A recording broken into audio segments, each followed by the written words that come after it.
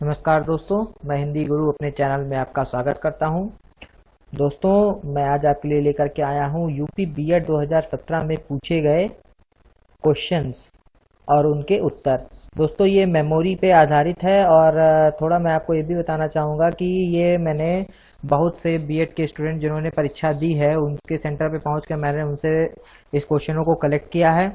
और ये क्वेश्चन जो आपके सामने मैं दिखा रहा हूँ इसकी पुष्टि आप लोग करेंगे कि ये इस टाइप के क्वेश्चन आपके पेपर में आपको देखने को मिले थे या नहीं। तो अगर आपको इस टाइप के क्वेश्चन आपको देखने को मिले थे तो आप मेरे कमेंट बॉक्स में मुझको जरूर बताइएगा कि इसी टाइप के क्वेश्चन आपको देखने को मिले थे या नहीं। और जिन भी व्यूवर्स ने अभी तक मेरे चैनल को सब्सक्राइब नहीं किया है वो सब्सक्राइबर बटन पे क्लिक करके उसको सब्सक्राइब कर लें ताकि वो कमेंट बॉक्स में लिख करके मुझको बता सकें। तो चलिए देखते हैं कि किस टाइप के क्वेश्चंस आपके यूपी बीएड 2017 में पूछे गए थे। पहला क्वेश्चन जो दिखाई पड़ रहा है यहाँ पर, लोकसभा का सदस्य बनने के लिए न्यूनतम आयु कितनी होनी चाहिए? आंसर है आपका 25 साल। 25 साल की आपकी एज होनी चाहिए थी लोकसभा का सदस्य बनने के लिए न्यूनतम आयु। दोस्तों, मैंने अपने क्विज में इसके बारे में आपको बताया भी था। नेक्स्ट क्वेश्चन जो है आपका, आईपीएल 2016 की विजेता टीम का नाम, कौन सी आईपीएल 2016 की विजेता टीम थी? उसका नाम था आपका हैदराबाद सनराइजर्स। हैदराबाद सनराइजर्स ने आपके जो है 2016 का आईपीएल जीता था। नेक्स्ट क्वेश्चन जो है आपका, वो जल दिवस किस दिन मनाया जाता है? ये मेरे ख्याल से जल संरक्षण दिवस होना चाहिए था और इसका आंसर है आपका 22 मार्च। 22 मार्च को आपका जल संरक्षण दिवस मनाया जाता है। नेक्स्ट क्वेश्चन है जो पूछा गया था कि राष्ट्रपति द्वारा लोकसभा में कितने आंग्ल भारतीय लोग का मनोनयन कर सकते हैं? मतलब राष्ट्रपति कितने लोग को चुनते हैं लोकसभा के लिए? आंग्ल भारतीय, मेन पॉइंट यहाँ पर यही है, वो आंग्ल भारतीय होंगे। इसका आंसर है 2 लोग, यानी वो 2 लोग का चयन कर सकता है। चलिए नेक्स्ट क्वेश्चन देखते हैं और आगे कौन कौन से क्वेश्चंस हैं। राज्यसभा के सदस्यों का कार्यकाल कितने वर्ष का होता है? यहाँ पर आंसर आपका दिया हुआ है 6 वर्ष का। और एक चीज और बता देंगे, हर 2 साल पर जो है इनके सदस्य चेंज होते हैं। तो ये और जो टोटल ओवरऑल होता है ये 6 वर्ष बाद जो है एक जो आपके वो होते हैं उनका कार्यकाल 6 वर्ष का होता है। और ये कभी भंग नहीं होती, राज्यसभा चला करती है, सतत प्रक्रिया इसकी चला करती है। किस संविधान संशोधन के द्वारा वोट डालने की आयु को 21 वर्ष से घटाकर 18 कर दिया गया? आंसर है आपका 61वां संविधान संशोधन। 61वें संविधान संशोधन के द्वारा जो पहले 21 वर्ष में आप मतदान कर पाते थे अब वो घट करके 18 ही कर दिया गया, जिसके वजह से जो है अब 18 वर्ष वाले भी मतदान कर सकते हैं। चलिए नेक्स्ट क्वेश्चन देखते हैं क्या था। किस मुगल के शासन काल को हिंदी साहित्य का स्वर्ण काल कहा गया था? आंसर है आपका अकबर। अकबर के जो है शासनकाल को हिंदी साहित्य का स्वर्ण काल कहा गया था। ये सारे क्वेश्चंस मेमोरी बेस्ड हैं। मैंने उन लोग से मिला और उनसे जब क्वेश्चंस पूछे तो उन्होंने इसी टाइप के क्वेश्चंस को बताया जो मैं आपके सामने लेकर के आया हूं। और मैं अपने सभी व्यूवर्स से जरूर कहना चाहूँगा जिन्होंने भी बीएड का एग्जाम दिया है वो कमेंट बॉक्स में ये जरूर बताएं कि क्वेश्चंस आए थे कि नहीं आए थे। चलिए नेक्स्ट क्वेश्चन को देखते हैं। ये थोड़ा सा नीचे हो गया है, देखिएगा इसको। कंप्यूटर का आउटपुट किस चीज पर प्राप्त किया जाता है? जो भी ऑप्शन रहा होगा इसमें आंसर आपका जो है मॉनिटर। मॉनिटर जो होता है आपका कंप्यूटर के मॉनिटर पर, या विजुअल डिस्प्ले यूनिट भी जिसको बोलते हैं, जिसके द्वारा आप आउटपुट को देख पाते हैं। चलिए नेक्स्ट देखते हैं क्या है। और एटीएम का फुल फॉर्म क्या है? एटीएम का फुल फॉर्म है आपका ऑटोमेटेड टेलर मशीन। बहुत से लोग इसको गलत भी कराते हैं, ऑटोमेटेड की जगह वो ऑटोमेटिक टेलर मशीन कराते हैं, लेकिन ऑटोमेटेड टेलर मशीन इसका फुल फॉर्म होगा। कौन सी गैस ग्रीन हाउस गैस है? आंसर है आपका कार्बन डाइऑक्साइड। ये भी दोस्तों ये भी मेरे क्विज का ही क्वेश्चन है, मैंने क्विज में इस क्वेश्चन के बारे में बताया था। नेक्स्ट है आपका सीएनजी का फुल फॉर्म क्या है? सीएनजी का फुल फॉर्म क्या है? ये एक गैस होती है जिसका फुल फॉर्म होता है compressed natural gas. Compressed natural gas है। आजकल इसको बहुत बढ़ावा दिया जा रहा है क्योंकि पर्यावरण में आप जान रहे हैं कि कितना प्रदूषण होता चला जा रहा है, तो इसके द्वारा जो है इसको कम करने की कोशिश की जा रही है। ये आपके बसों में, कार में और ऑटो में इस टाइप की गैस को भर करके जो है यूज किया जाता है। नेक्स्ट क्वेश्चन है आपका, जजिया कर लगाने वाला मुसलमान शासक कौन था? आंसर है आपका फिरोज शाह तुगलक।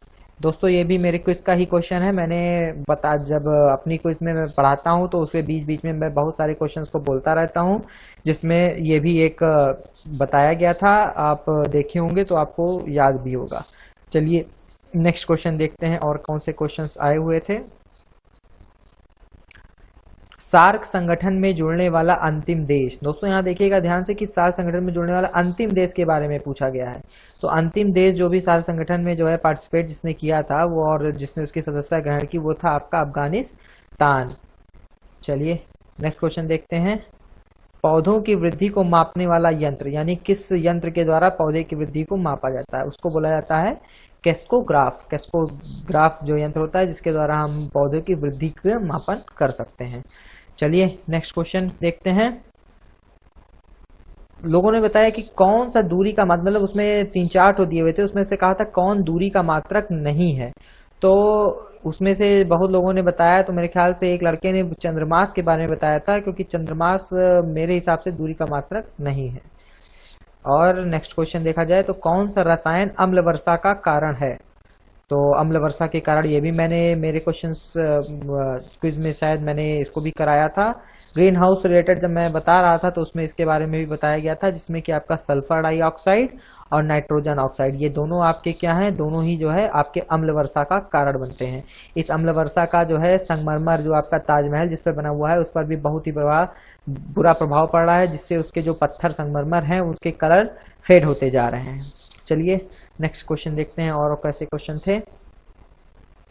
मिनीमाटा रोग शरीर में किस चीज के आधिक्य से होता है, यानी शरीर में किस चीज की बहुलतता हो जाती है जिसके कारण आपका मिनीमाटा रोग हो जाता है? वो आपका है मरकरी।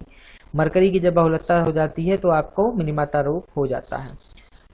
नेक्स्ट क्वेश्चन है, जिस रोग में रात में दिखाई नहीं देता उस रोग को क्या कहते हैं? यानी रतौंधी जो रोग है इससे पीड़ित व्यक्ति को रात में नहीं दिखाई पड़ता है, और जिनको दिन में नहीं दिखाई पड़ता है वो होता है दुनौंदी रोग से जो पीड़ित होते हैं उनको दिन में वस्तुएं साफ दिखाई नहीं पड़ती हैं। ये रतौंधी जो है ये आपके विटामिन ए जो होता है उसकी कमी के कारण होता है, विटामिन ए की कमी के कारण। चलिए नेक्स्ट क्वेश्चन देखते हैं। शिक्षा संबंधी अधिकार किस अनुच्छेद में दिए गए हैं? 21 अनुच्छेद के 21A में शिक्षा संबंधी अधिकार को दिया गया है, जिसमें बताया गया है कि 6 वर्ष से लेकर के 14 वर्ष तक की आयु के बच्चों को शिक्षा का प्रावधान किया ही गया है। तो ये भी क्वेश्चन शायद मेरे कुछ का ही है। नेक्स्ट क्वेश्चन देखें। किसे राज्य का लोक कल्याण के लिए संविधान में बताया गया है? मतलब कौन ऐसी चीज है जो संविधान में बताई गई है जिसका जो भी करेगा वो राज्य के लोक कल्याणकारी नीति के तहत होगा? तो आंसर है इसका नीति निर्देशक तत्व। नीति निर्देशक तत्व क्या करता है? आपके राज्य के लोक कल्याण की चीजों को इम्प्लीमेंट करता है। चलिए आगे देखते हैं और कौन से क्वेश्चंस हैं। किस मंदिर को ब्लैक पैगोडा के नाम से भी जाना जाता है? आंसर है आपका कोणार्क का सूर्य मंदिर। कोणार्क का सूर्य मंदिर ये आपका उड़ीसा में है। सॉरी दोस्तों, कोणार्क के सूर्य मंदिर को ब्लैक पैगोडा नाम से भी जाना जाता है। चलिए नेक्स्ट क्वेश्चन देखते हैं क्या है। इंडिका नामक बुक का लेखक कौन था? आंसर है आपका मेगास्थनीज ने आपकी इंडिका नामक बुक लिखी थी। चलिए नेक्स्ट क्वेश्चन देखते हैं क्या है। आयुर्वेद का संबंध किस वेद से है, यानी आयुर्वेद किस वेद से आया है? तो आंसर है आपका अथर्ववेद। अथर्ववेद में आपके आयुर्वेद के बारे में बताया गया है।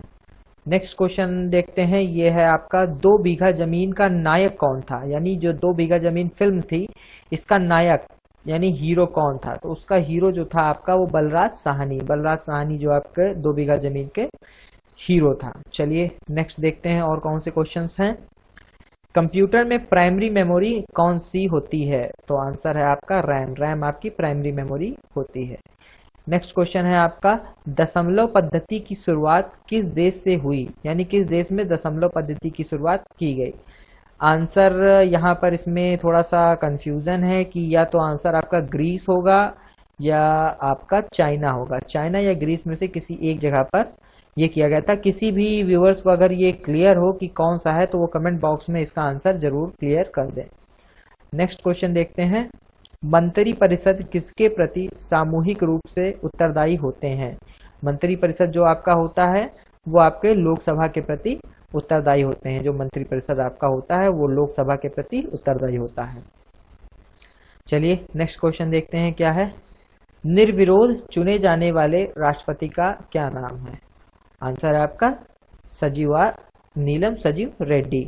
दोस्तों ये नीलम संजीव रेड्डी एक बार जो है चुनाव हार गए थे और उसके बाद इनको निर्विरोध चुना गया था। ये क्वेश्चन अक्सर पूछा जाता है, कारण इसका यही है कि बिना किसी विरोध के सबकी सर्वसम्मति से इनको जो है राष्ट्रपति चुन लिया गया था। चलिए और देखते हैं क्या क्वेश्चन है। भारत के चीफ जस्टिस यानी प्रेजेंट में भारत के चीफ जस्टिस कौन है? आंसर है आपका JS खेहर। JS खेहर इस समय आपके चीफ जस्टिस ऑफ इंडिया हैं। दोस्तों मैंने जितने भी लोगों से बात की उसके अनुसार उन्होंने हमको 29 क्वेश्चनों के बारे में बताया और जो मैंने आपके सामने सारे क्वेश्चनों को प्रेजेंट किया।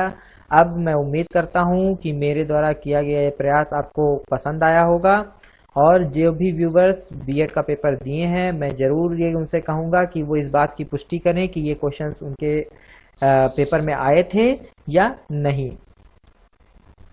और ये मेरा लास्ट क्वेश्चन था। अगर आपको मेरी वीडियो पसंद आई हो तो इसे लाइक करना ना भूलें।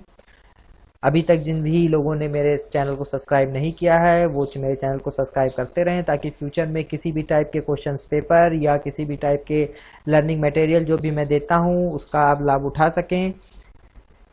मेरे सभी क्विज और वीडियोस को अपने फेसबुक वॉल पर और अपने दोस्तों के साथ शेयर कर सकें ताकि वो भी इस वीडियो को देख करके इससे कुछ लाभ प्राप्त कर सकें। अपने चारों ओर स्वच्छता जरूर बनाए रखें। स्वच्छ भारत अभियान में अपना सहयोग दें। Thank you for watching my channel.